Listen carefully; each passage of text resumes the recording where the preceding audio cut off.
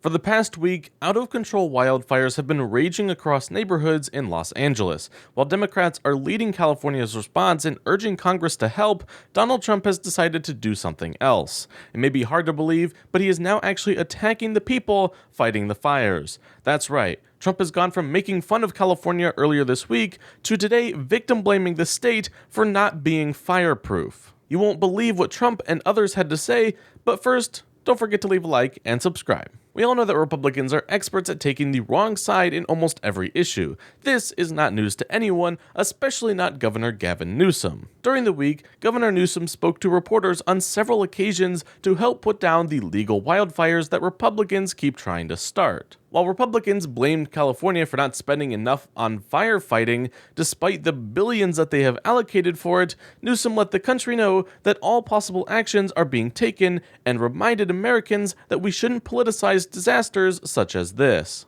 Do the right thing. This is an emergency. We can do all this dance and we have differences of opinion as it relates to all kinds of issues and values, and that's fair game. And that's important. That dialectic's important.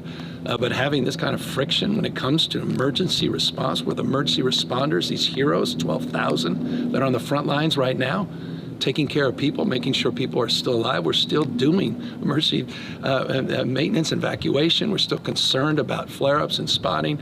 You got kids right now that don't have money for baby formula, and we're trying to get them disaster assistance. You have folks in hotel rooms that have money only for tonight and don't know what's going to happen, haven't even had a chance to see their homes.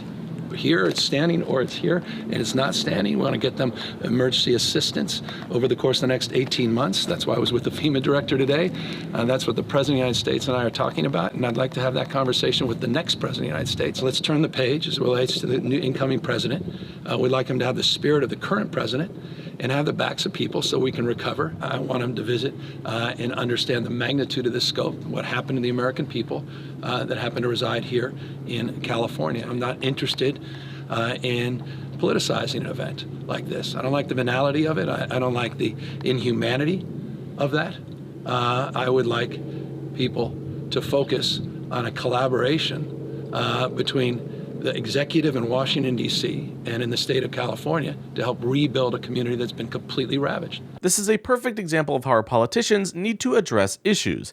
Newsom is working hard to evacuate citizens, find shelter for displaced people, organize the firefighting response, and he even spent the week calling upon Donald Trump to step up and respond as a mature professional politician instead of joking online. Now, this interview was given on Friday afternoon, and how has Trump responded to Newsom? Well, not great. On Sunday morning, he had this to say about California wildfires. The fires are still raging in LA. The incompetent politicians have no idea how to put them out. Thousands of magnificent homes are gone, and many more will soon be lost. There is death all over the place, and this is one of the worst catastrophes in the history of our country. They just can't put out the fires. What's wrong with them? That's right. Trump actually seems to be siding more with the fires themselves than with California and actual human lives. He claims that the state's leaders are incompetent because they can't stop a massive fire spread by 70-mile-per-hour winds quick enough. This attack is incredibly immature and meant to divide Americans even further.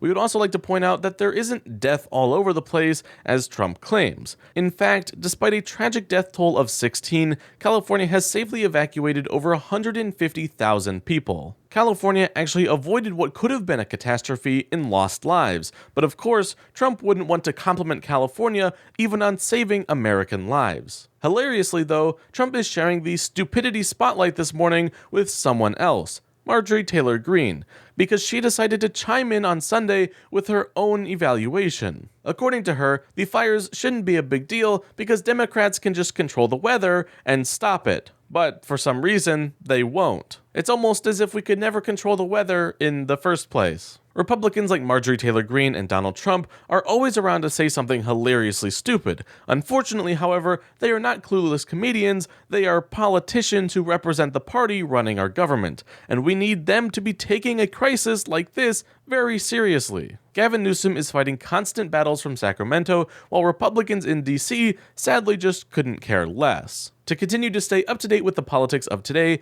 please be sure to leave a like and subscribe.